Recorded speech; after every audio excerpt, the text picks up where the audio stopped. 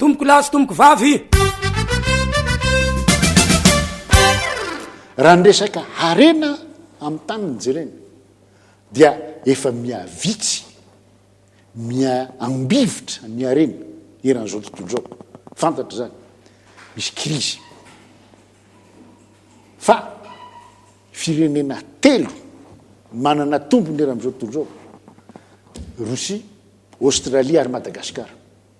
Nahoany Madagasikara ny tafiditra am'ireo karazan-tanao satria mbola tsy mifanitra kitro ny olona eto. Raha tsy mifanitra kitro ny olona eto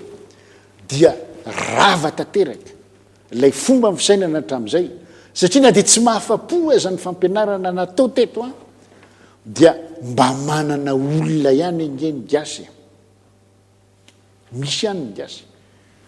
zany hoe ilana zany ny famoronana andreo mba azahoany gasy miaiky ary miatrika amin'ny fomba mahiriveka amin'ny fahasahiranana zay ny fahasahiranana zany zany hoe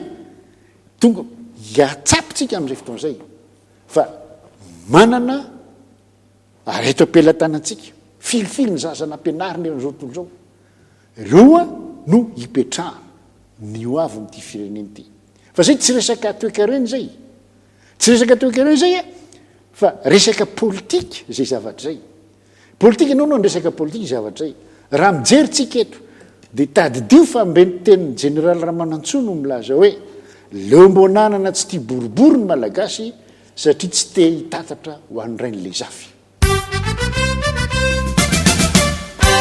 saotra tomboko lahy saotra tomboko vavy